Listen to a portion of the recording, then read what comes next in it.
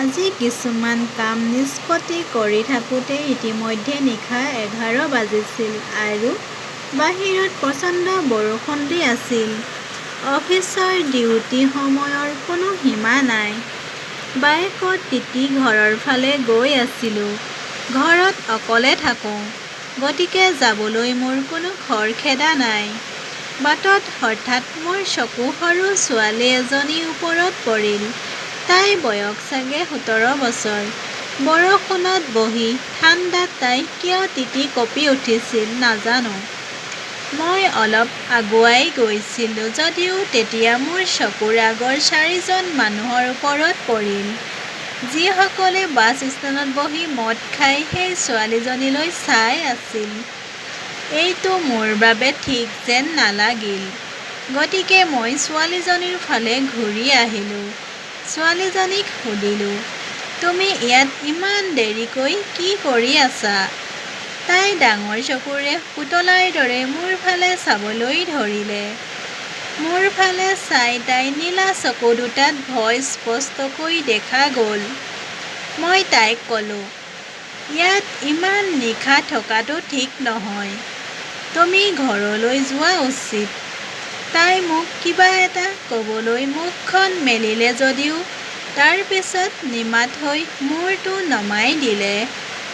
তাইৰ দীঘল চুলিখিনি সম্পূৰ্ণ তিতি গৈছিল আৰু ওঠৰ পৰা বৰষুণৰ ৰস টোপাল টোপালকৈ ওলাই আহিছিল।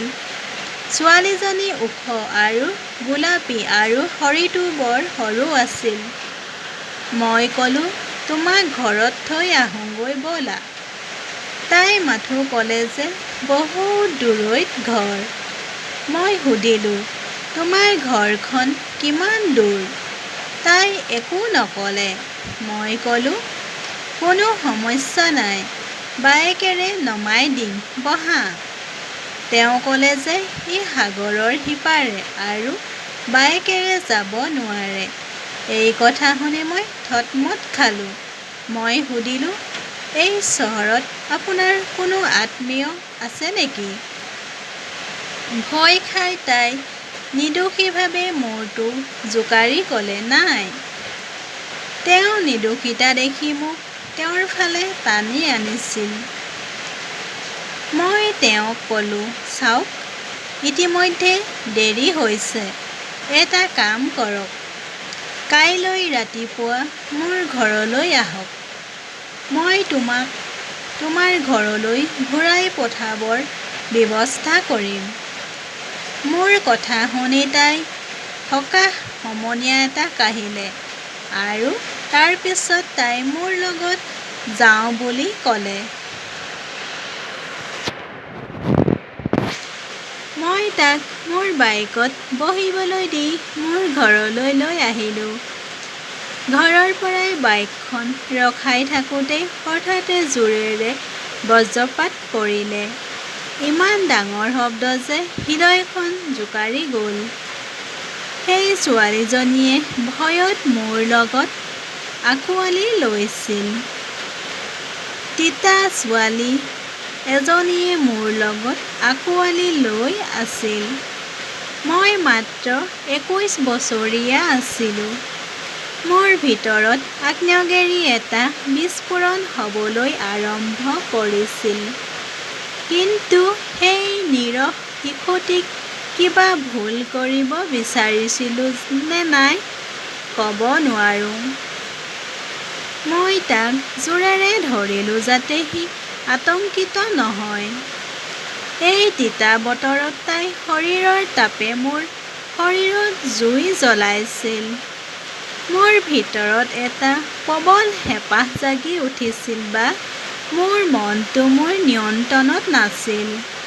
তাইক এৰি যাবলৈ মন নগ'ল যদিও তাৰ পিছত তাইক নিজৰ ঘৰৰ ভিতৰলৈ লৈ গ'ল। তাই চকু টিপিয়াই মোৰ ঘৰৰ ভিতৰখন চাবলৈ ধৰিলে, যেন তাইহে ঘৰ। মই হাঁহিবলৈ ধৰিলোঁ।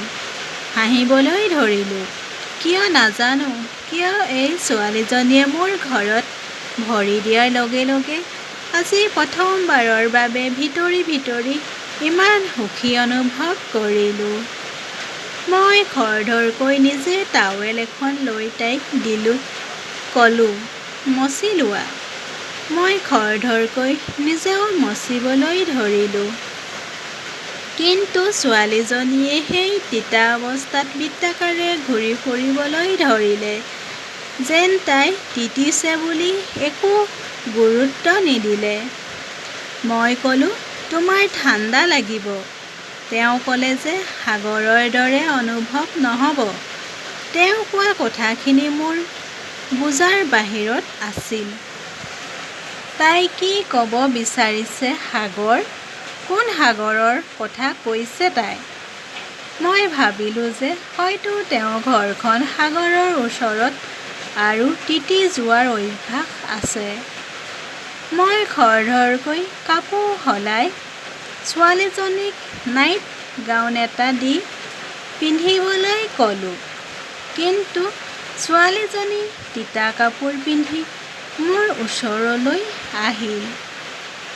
তাইক আচৰিত ধৰণে ধুনীয়া দেখা গৈছিল যদিও ছোৱালীজনী কোন আৰু ক'ৰ পৰা আহিছে মই বুজিব পৰা নাছিলোঁ। এনে অচিনাকি মানুহক কেতিয়াও আশ্ৰয় দিয়া উচিত নহয়। কিন্তু মই তেওঁক কেনেকৈ তাত এৰি থৈ আহিম?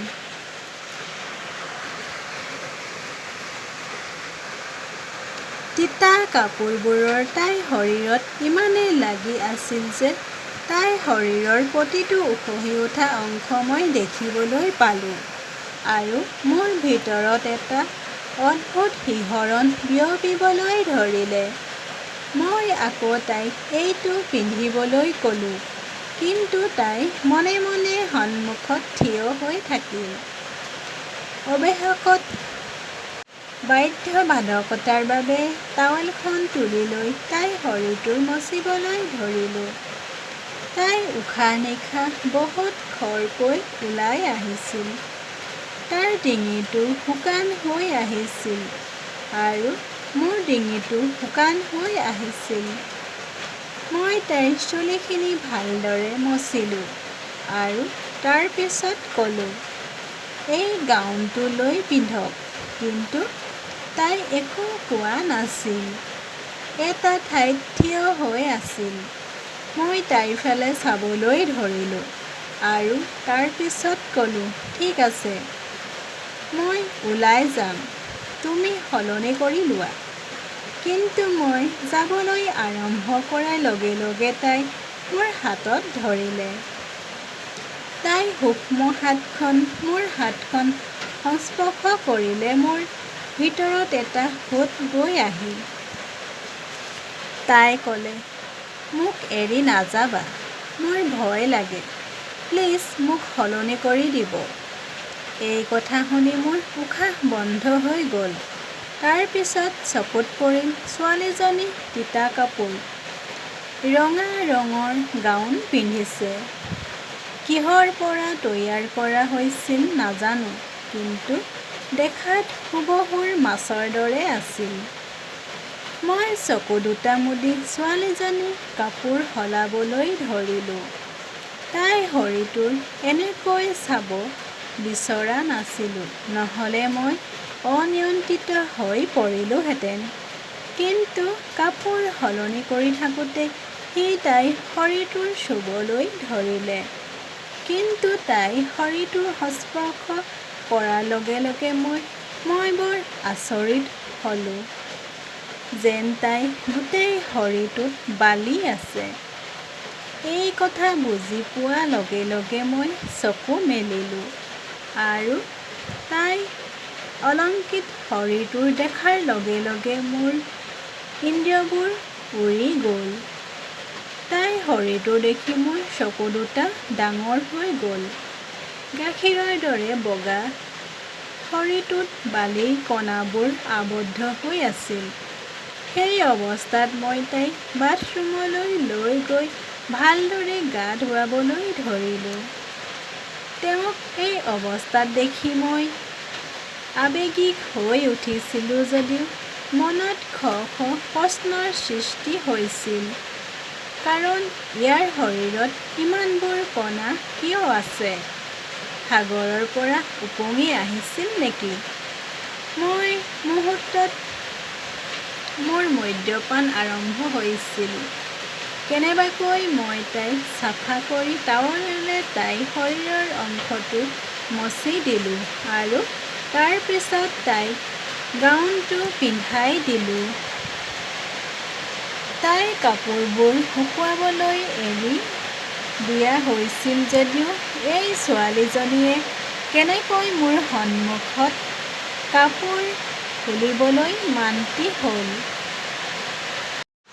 মই বুজিব পৰা নাছিলোঁ। মোৰ মনটো একেবাৰে ঘূৰি আছিল। জীৱনত এনেকুৱা ছোৱালী দেখা নাই। কাৰণ এনে এজনী ছোৱালী মোৰ জীৱনলৈ কেনেকৈ আহে? মোৰ জীৱনৰ দিশ সলনি হ'ব নেকি? এই ছোৱালীজনী নেকি সাগৰৰ পৰা ওলাই অহা কোনোবা ধুনীয়া জলপৰী? কিন্তু তালৈ চাই তাইক বৰ নীৰস যেন লাগিছিল। একো বুজিব পৰা নাছিলোঁ যদিও বৰ ভোক লাগিছিল। মই সুধিলোঁ, ভোক লাগিছে নেকি? সি হয় বুলি মাত দিলে। ঘৰৰ পৰা বাকী থকা খাদ্য আনি আমি দুয়ো একেলগে খাবলৈ আৰম্ভ কৰিলোঁ। ছোৱালীজনী সম্পূৰ্ণ নিমাত হৈ পৰিল। নাজানে তাই কি ভাবি আছিল। ৰাতি আহাৰ খোৱাৰ পিছত মই তেওঁক সুধিলোঁ, এতিয়া কোৱা, তোমাৰ ঘৰ ক'ত? তেওঁ ক'লে, সাগৰৰ সিপাৰৰ দূৰৈ ভূমিত। মই ক'লোঁ, তেতিয়া কেনেকৈ আহিলা? কোনো জাহাজেৰে আহিলা নেকি? সি ক'লে, সাঁতুৰি। তাই কোৱা একোকেই বিশ্বাস কৰিব পৰা নাছিলোঁ। সেই ছোৱালীজনী কোনো মানসিক ৰোগ নাছিল। সুদূৰ দেশৰ পৰা ইমান দূৰলৈ তাই কেনেকৈ সাঁতুৰিব পাৰিছিল আৰু কিয় আহিছিল তাই? মই সুধিলোঁ, ঘৰখন এৰি কিয় আকৌ ইমান দূৰলৈ আহিলা? তাই ক'লে যে দেউতাই মোৰ বিয়াখন ঠিক কৰি দিছে। কিন্তু মই পৃথিৱীখন চাব বিচাৰিছিলোঁ। গতিকে মই ইমান দূৰলৈকে সাঁতুৰিলোঁ। মই ক'লোঁ, তোমাৰ ঘৰ ক'ত আছে জানানে? ঠাইখনৰ নাম কি? তাই হয় বুলি মাত দিলে আৰু তাৰ পিছত সাগৰৰ ফালে আঙুলি দেখুৱাবলৈ ধৰিলে। মই একো বুজিব পৰা নাছিলোঁ। এই ছোৱালীজনীয়ে মোৰ হাতত হাত থৈ মোৰ খুব ওচৰ চাপি আহিল। তাই মোৰ লগত ইমানেই আঁকোৱালি লৈছিল যে আমাৰ মাজত সকলো দূৰত্ব ঘনিষ্ঠতালৈ পৰিণত হৈছিল। সকলো পাহৰি সেই মুহূৰ্তত সোমাবলৈ ধৰিলোঁ। এই অচিনাকি ছোৱালীজনী যিখন সাগৰৰ সিপাৰৰ কোনখন দেশৰ পৰা সাঁতুৰি ইয়ালৈ আহিছিল কোনে জানে? তাইক সম্পূৰ্ণৰূপে পাবলৈ হাহাকাৰ কৰিবলৈ ধৰিলোঁ। এনে ছোৱালী বিচাৰি পালে ময়ো সকলোতকৈ বেলেগ হৈ পৰিম। কিন্তু মই ৰিস্ক ল'ব বিচৰা নাছিলোঁ। ছোৱালীজনীয়ে মোৰ কান্ধত মূৰটো থৈ মই তাইৰ চুলিত আদৰ কৰিবলৈ ধৰিলোঁ, যিবোৰ এতিয়াও আধা তিতি আছিল। হঠাতে ছোৱালীজনীয়ে উঠি মোৰ সন্মুখলৈ আহি মোৰ ওঠত ওঠ দুটা থৈ দিলে। গভীৰ চুমা এটাত পৰি থাকোঁতেই তাইৰ ওঠৰ পৰা ওলাই অহা সাগৰখনৰ গোন্ধ পালোঁ। এতিয়া মই তাইক চুমা খাবলৈ ধৰিলোঁ। কিন্তু তাইৰ শৰীৰৰ পৰা সাগৰৰ গোন্ধ ওলাই আহিছিল। কিন্তু মই তাইক ভালকৈ গা ধুৱাইছিলোঁ। তেন্তে কিয়? কাৰণ এই ছোৱালীজনী কোন? তাই পানীৰ পৰী নহয়নে? যাৰ লগত মই ইমান গভীৰ প্ৰেমত পৰিছোঁ। ছোৱালীজনীয়ে গাউনটো খুলি দিলে আৰু তাইৰ মাদকতা ইমানেই তীব্ৰ হৈ পৰিল যে সেই মুহূৰ্তত মই সকলো পাহৰি তাইৰ পিয়াহ লগা শৰীৰলৈ চাব ধৰিলোঁ। তাইৰ লগত প্ৰেম কৰিলোঁ যেতিয়ালৈকে মোৰ ভিতৰৰ জুই ঠাণ্ডা নহ'ল। হয়তো গোটেই ৰাতিটো। চকু মেলিলেই দুপৰীয়া 12 বাজিছিল। ছোৱালীজনীয়ে সাৰ পাই মোৰ সন্মুখত বহি আছিল আৰু চাগে কপি পেনেৰে নিজৰ গাঁৱৰ ছবি এখন আঁকি মোক দেখুৱাবলৈ আহিছিল। মানচিত্ৰখন ভালদৰে চাই ক'লোঁ যে ইমান দূৰলৈ যাবলৈ আমাক নাও এখন প্ৰয়োজন হ'ব। মই আপোনাৰ দৰে সাঁতুৰিব নোৱাৰোঁ। এই কথা শুনি সি বিশ্বাস কৰিব নোৱাৰিলে। পিছদিনা নাও এখনৰ ব্যৱস্থা কৰিলোঁ, যিখন মেচিনৰ দ্বাৰা চালিত আছিল। নাও ভাড়া কৰি কিছু খাদ্য খালোঁ। সেই ছোৱালীজনীৰ লগত ৰাওনা হ'লোঁ আৰু সেই মেপ অনুসৰি যাব ধৰিলোঁ। হঠাৎ মোৰ বৰ ভয় লাগিবলৈ ধৰিলে। এই ছোৱালীজনীকো চিনি নাপাওঁ আৰু তাইৰ কথা বিশ্বাস কৰি মই ইমান দূৰলৈকে সাগৰৰ মাজলৈ আহিছিলোঁ। সাঁতুৰিবও নাজানো। এই কথা ভাবি মোৰ হৃদয়খন কঁপি উঠিল। মুখৰ ৰংটো ওলাই গৈছিল। বহু দূৰ যোৱাৰ পাছত আমাৰ নাওখনে কিহবাত খুন্দা মাৰি উলটি গ'ল আৰু মই সাগৰৰ গভীৰতাত ডুব গ'লোঁ। তেতিয়া মোৰ একো মনত নাই। যেতিয়া মোৰ চেতনা ঘূৰি আহিল, মই এটা দ্বীপত আছিলোঁ আৰু ছোৱালীজনী মোৰ সন্মুখত বহি আছিল। হয়তো ছোৱালীজনীয়ে মোক ইয়ালৈ আনিছে নিশ্চয়, বা হয়তো মই মৰিছোঁ। কিন্তু যেতিয়া সেই ছোৱালীজনীয়ে মোক চুই গ'ল, তেতিয়া মই অনুভৱ কৰিলোঁ যে হয়তো মই জীয়াই আছোঁ। মই তেওঁক সুধিলোঁ, আমি ক'ত আছোঁ? সি ক'লে, মোৰ ঘৰত। এই দ্বীপটো তাইৰ ঘৰ। এই ছোৱালীজনীয়ে মোক তাইৰ দ্বীপলৈ লৈ আহিছিল। তাই মোক লৈ গ'ল এখন গাঁৱলৈ য'ত 20-25টা ঘৰ আছিল। মোক অহা দেখি বহুত মানুহ গোট খাই আচৰিত চকুৰে মোৰ ফালে চাবলৈ ধৰিলে। তেনেতে ছোৱালীজনীয়ে এগৰাকী মহিলাৰ ওচৰলৈ গৈ ক'লে, মা, এয়াই মোৰ প্ৰেম। মই তাক বিয়া কৰাব বিচাৰোঁ। এই কথা শুনি মোৰ ভৰিৰ তলৰ পৰা মাটি ওলাই গ'ল। মই থিয় হৈ সেই মানুহবোৰলৈ চাই আছিলোঁ, কিন্তু তেওঁলোকে মোক বৰ ধুনীয়াকৈ আদৰি লৈ নিজৰ খেতিপথাৰ আদি দেখুৱাবলৈ ধৰিলে। তেওঁ কয় যে তেওঁ মাছ ধৰি আৰু সৰু সৰু খেতি কৰি ঘৰখন চলায় আৰু মিঠা পানীৰ বিলৰ পানী খায়। তাতে কেইদিনমান কটোৱাৰ পাছত মই এইজনী ছোৱালীৰ লগত জীৱনটো কটাম বুলি সিদ্ধান্ত লৈছিলোঁ। ময়ো চাকৰিৰ পৰা বিৰক্ত হৈ পৰিছিলোঁ আৰু ইয়াত মই কেতিয়াও হেৰুৱাব নিবিচৰা বস্তুটো পাইছিলোঁ। সেয়া আছিল হৃদয়ৰ শান্তি। লাহে লাহে সেই মানুহবোৰৰ লগত মই সম্পূৰ্ণৰূপে খাপ খাবলৈ কৰিলোঁ। নয়নাই মোক সাগৰত সাঁতুৰিবলৈও শিকাইছিল। আমি দুয়োজনে প্ৰায়ে সাঁতুৰি মূল ভূখণ্ডলৈ গৈছিলোঁ আৰু তাৰ পিছত ঘৰলৈ উভতি গৈছিলোঁ।